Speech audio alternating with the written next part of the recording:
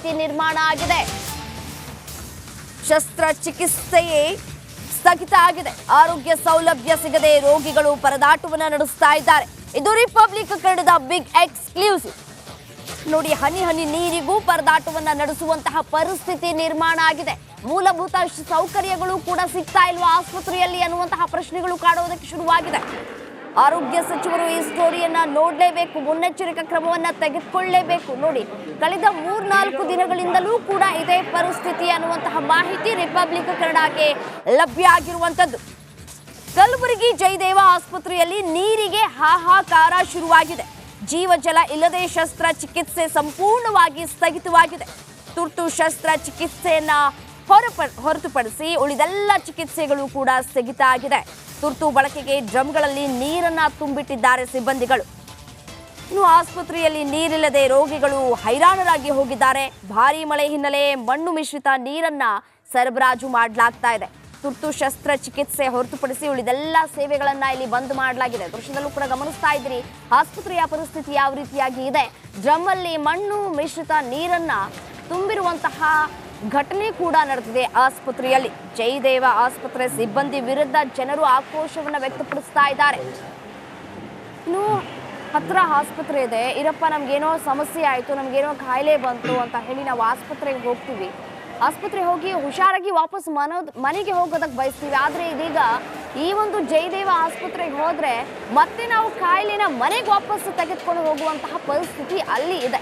ದೃಶ್ಯದಲ್ಲಿ ಗಮನಿಸ್ತಾ ಇರ್ಬೋದು ಯಾವ ರೀತಿಯಾಗಿ ನೀರನ್ನ ತುಂಬಿಟ್ಕೊಂಡಿದ್ದಾರೆ, ನೀರನ್ನ ಸರಬರಾಜು ಮಾಡಲಾಗ್ತಾ ಇದೆ ಅಂತ ಹೇಳಿ. ನೀರಿನ ಸಮಸ್ಯೆ ನಡೆದರೆ ನೀರು ಎಲ್ಲಿ ಸಿಗಲ್ಲ.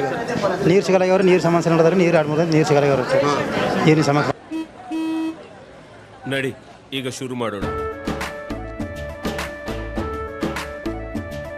ಕೇಸರಿಯಿಂದ ಮನೋಲ್ಲಾಸ ಮನಸ್ಸು ಮತ್ತೇರಿ ಕುಣಿದಾಡಿದೆ ನೋಡು, ಮನಸ್ಸು ಮತ್ತೇರಿ ಕುಣಿದಾಡಿದೆ ನೋಡು. ಕ್ಷಣ ಕ್ಷಣವೂ ಆಚರಿಸಿ ಕೇಸರಿ ಹಬ್ಬ. ವಿಮಲ್ ಬಾಯಲ್ಲಿ ಹೇಳಿ ಕೇಸರಿ. ನೀರು ಬೇಕಾದ್ರೆ ತಳಗೆ ಹೋಗಿ ತರಲಿಕ್ಕದವ್ರು 10 ರೂಪಾಯಿ 30 ರೂಪಾಯಿ ಒಂದು ಬಾಟ್ಲಿ ಕೊಡ್ತಾರೆ. ಕುಡ್ಲಕ್ಕದ ಕರಿ ತರಗದವ್ರು ನೀರು ಸಿಗಲ್ಲಾಗ್ಯಾರು ಅಷ್ಟೇ. 2-3-4 ದಿನ ಆಯ್ತು ನೀರು ಸಿಗಲ್ಲಾಗ್ಯಾರ. ಹಾಂ, ಪೇಷಂಟ್ ಅವ್ರು ನಮ್ಮ 15 ಜನ ತೊಗೊಂಡಿದ್ದೇವೆ. ದಮ್ ಬರೋ ಕಾಲಾಗಿ ಮಾಡ್ಕೊಂಡು ತೊಗೊಂಬಂದಿದ್ದೇವೆ ರೀ. ಅದಕ್ಕೆ ನೀರು ಎಲ್ಲ ಬಿಟ್ಟಿಗೆ ಬತ್ತಳ ಬಂದು ಒಯ್ದಿದ್ದೇವೆ ನೀರು. ಇಲ್ಲ ರೀ, ಕೂಡ ನೀರು ಬರ್ತಾ ತರಗಿದ್ದೇವೆ ಬೈಕ್ಗಳಿಗೆ ಸಂಡಾಸಕ ಯೂಸ್. ಎಸ್, ಇದೇ ವಿಚಾರಕ್ಕೆ ಸಂಬಂಧಪಟ್ಟಂತೆ ಮತ್ತಷ್ಟು ಡೀಟೇಲ್ಸ್ ಕೊಡ್ತಾರೆ ನನ್ನ ಕಲೀಗ್ ಓಂ ಪ್ರಕಾಶ್ ಆಸ್ಪತ್ರೆಯಿಂದ ನೇರ ಸಂಪರ್ಕದಲ್ಲಿದ್ದಾರೆ. ಎಸ್ಎನು ಓಂ ಪ್ರಕಾಶ್, ಕಳೆದ ಎಷ್ಟು ದಿನಗಳಿಂದ ಈ ಆಸ್ಪತ್ರೆಯ ಅವ್ಯವಸ್ಥೆ ಹೀಗೆ ಇದೆ, ಇನ್ನೂ ಕೂಡ ಯಾರ ಗಮನಕ್ಕೂ ಬಂದಿಲ್ವಾ? ಏನ್ ಮಾಡ್ತಾ ಇದ್ದಾರೆ ಆಸ್ಪತ್ರೆಯ ಡಾಕ್ಟರ್ಗಳು ಅಂತ ಹೇಳಿ?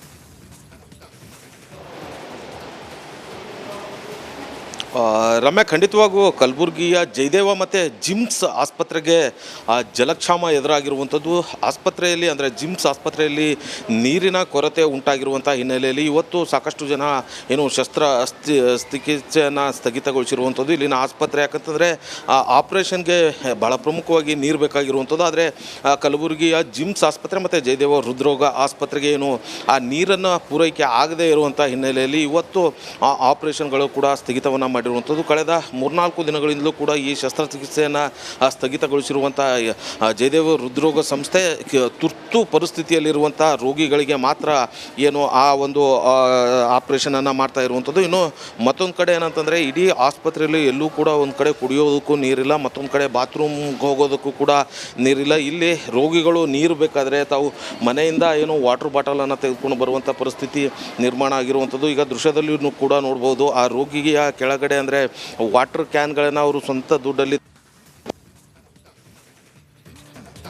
ರೀತಿಯಾದಂತಹ ಪರಿಸ್ಥಿತಿ. ಆ ರೋಗಿಗಳಿಗೆ ಇದೇ ರೀತಿಯಾದಂತಹ ಪರಿಸ್ಥಿತಿ ನಿರ್ಮಾಣವಾಗಿರುವಂಥದ್ದು ಇನ್ನು ಈ ಭಾಗದಲ್ಲೂ ಕೂಡ ನೋಡ್ತಾ ಇದೇ ಹೋಗೋದು ರೀತಿಯಾದಂತಹ ಪರಿಸ್ಥಿತಿ ನಿರ್ಮಾಣವಾಗಿರುವಂಥದ್ದು ಇನ್ನು ಈ ಭಾಗದಲ್ಲೂ ಕೂಡ ನೋಡ್ತಾ ಹೋಗೋದಾದರೆ ಸಾಕಷ್ಟು ಜನ ರೋಗಿಗಳು ತಮ್ಮ ಬೆಡ್ನ ಪಕ್ಕದಲ್ಲಿ ಏನು ಆ ಬಾಟಲ್ಗಳನ್ನು ತೆಗೆದುಕೊಂಡು ಬಂದಿಟ್ಟಿದ್ದಾರೆ. ಸೊ ಅದೆಲ್ಲವೂ ಕೂಡ ನೋಡ್ತಾ ಹೋಗೋದಾದರೆ ಇಲ್ಲಿ ನೀರಿನ ಸಮಸ್ಯೆ ಎಷ್ಟು ಮಟ್ಟಿಗೆ ಕಾಡ್ತಾ ಇದೆ ಅನ್ನೋಂಥದ್ದು ಕೂಡ ಗೊತ್ತಾಗಿರುವಂಥದ್ದು. ಯಾಕಂತಂದರೆ ಈಗಾಗಲೇ ಏನು ಆ ಜಯದೇವ ಮತ್ತು ಜಿಮ್ಸ್ ಆಸ್ಪತ್ರೆಗೆ ಬೆಣ್ಣೆತೊರೆ ಮತ್ತು ಗಂಡೋರಿ ಜಲಾಶಯದಿಂದ ನೀರು ಸಪ್ಲೈ ಆಗ್ತಾ ಇತ್ತು. ಆದರೆ ಕಳೆದ ಕೆಲ ದಿನಗಳಿಂದ ನಿರಂತರವಾಗಿ ಕಲಬುರಗಿಯಲ್ಲಿ ಮಳೆಯಾಗಿರುವಂಥ ಹಿನ್ನೆಲೆಯಲ್ಲಿ ಮಣ್ಣು ಮಿಶ್ರಿತ ನೀರು ಬರ್ತಾ ಇದೆ ಅನ್ನುವಂಥ ನಿಟ್ಟಿನಲ್ಲಿ ಆ ನೀರನ್ನು ಏನು ಆಪರೇಷನ್ಗೆ ಬಳಕೆ ಮಾಡ್ತಾ ಇಲ್ಲ, ಕೇವಲ ತುರ್ತು ಆಪರೇಷನ್ ಇರುವಂಥ ಕೇಸ್ಗಳಿಗೆ ಏನು ಆ ಫಿಲ್ಟರ್ ಕ್ಯಾನ್ನ ನೀರನ್ನು ತೆಗೆದುಕೊಂಡು ಬಂದು ಆ ಆಪರೇಷನನ್ನು ಮಾಡ್ತಾ ಇರುವಂಥದ್ದು. ಇನ್ನು ಉಳಿದಂಥ ಶಸ್ತ್ರಚಿಕಿತ್ಸೆ ಕೇಸ್ಗಳೆಲ್ಲವೂ ಕೂಡ. ಧನ್ಯವಾದ ತಮ್ಮೆಲ್ಲ ಮಾಹಿತಿಗಾಗಿ.